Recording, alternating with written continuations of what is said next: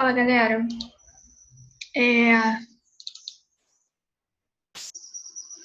Mais uma aulinha aí de gramática, dando continuidade a verbo.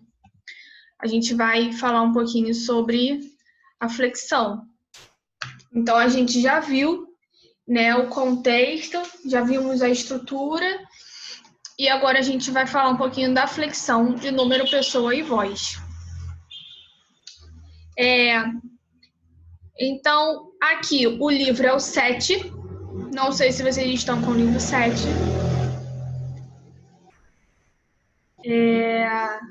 Mas dá para acompanhar pelo COC, né? Só baixar um online lá. Então, é o livro 7, página 10. Então, aqui, seguindo o livro de vocês. Eu já vou logo para cá. Eu tenho a primeira pessoa, quem fala, segunda pessoa, com quem se fala, e terceira pessoa, de quem ou de que se fala. Então, dentro de cada pessoa, eu posso ter o plural ou o singular. Então, aqui, primeira pessoa, quem fala? Singular, estudo, plural, estudamos. Segunda pessoa, com quem se fala? Singular, estudas, plural, estudais. Terceira pessoa, de quem se fala?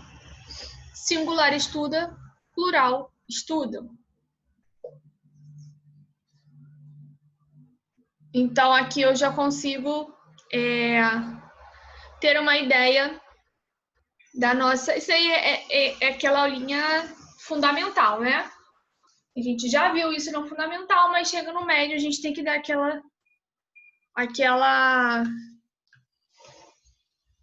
aquela resumida, né? Isso aqui para um texto, na coesão de um texto, é muito importante. Então,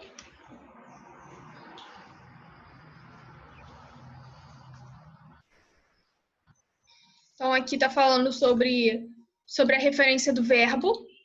Então, aqui, ó, podemos observar que há uma terminação diferente para cada pessoa a qual o verbo se refere. Muitas vezes, não é necessário explicitar o pronome, eu, tu, ele, pois o verbo já o deixa subtendido. Então, a flexão do verbo não me obriga a colocar o sujeito lá explícito, porque o meu verbo, se tiver no presente, eu já sei que é pessoa, né, que está falando agora. Então, não necessariamente eu preciso colocar, né, um sujeito explícito. Então, aqui, ó. Vou de branco pela rua cinzenta. Então, o verbo ir está aqui na primeira pessoa. Então, já está designando o eu. Então, não necessariamente, eu não precisaria colocar eu vou, porque o verbo já está na primeira pessoa. Então, isso ajuda muito na coesão do texto. O pronome você, normalmente usado no lugar de tu, é um pronome de tratamento. Os verbos que se referem a ele são conjugados na terceira pessoa, mesmo se estiverem se referindo ao interlocutor. Por isso, o pronome você é denominado segunda pessoa indireta. Então, lembra que o pronome de tratamento você, ele é informal, né? Então, eu utilizo em situações informais. E ele é considerado na terceira pessoa. Então, mesmo que eu esteja falando, né, com a pessoa, né, informalmente, ele é considerado, isso que o autor falou, segunda pessoa indireta. Por quê? Porque eu estou falando com a pessoa, então eu estou aqui falando com vocês. Só que vocês estão longe de mim. Então, seria terceira pessoa. O você seria designado a terceira pessoa. Beleza?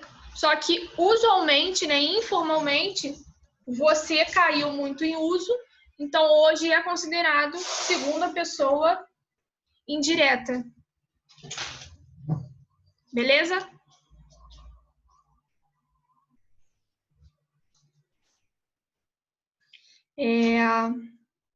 Pela norma padrão, deve haver adequação do pronome à pessoa gramatical que corresponde a ele. Chamamos a isso de uniformidade de tratamento.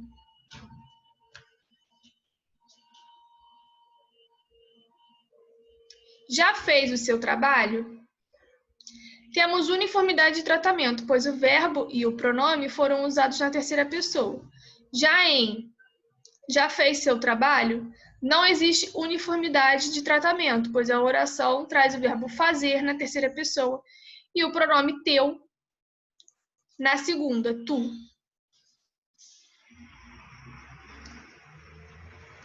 Observamos agora o fragmento da letra tá. Então, aqui, essa uniformidade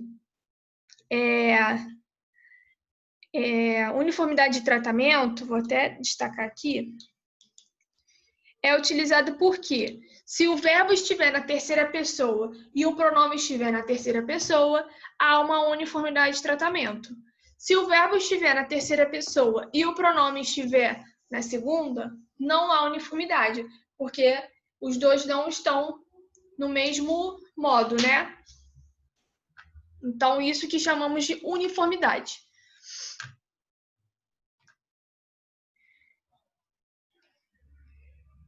Aqui ele está falando um pouquinho da poesia, depois vocês vão ler com calma, tá? E aqui entramos em voz. Então, voz.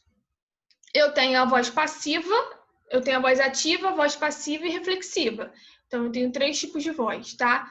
Voz ativa, o sujeito pratica, né? Então, eu estou voz ativa, porque eu sou o sujeito, estou praticando, estou falando aqui com vocês.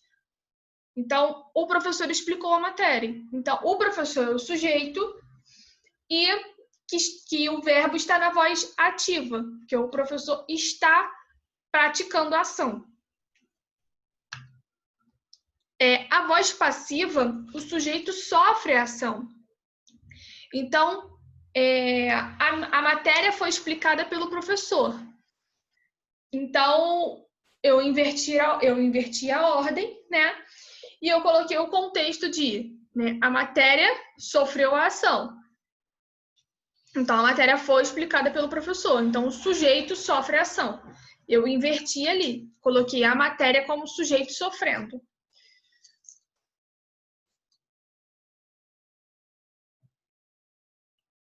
Então, a matéria é o sujeito paciente, o professor é o sujeito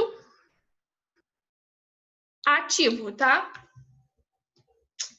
E a voz reflexiva. A voz reflexiva é quando o sujeito pratica e sofre a ação.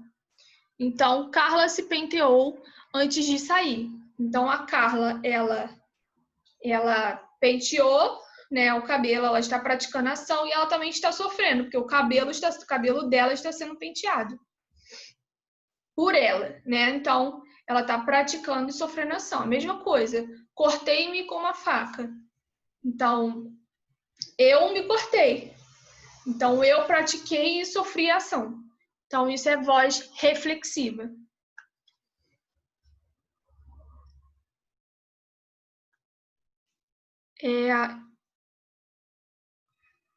Aqui.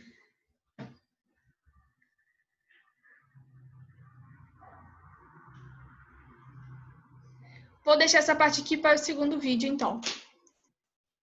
Então, já voltamos.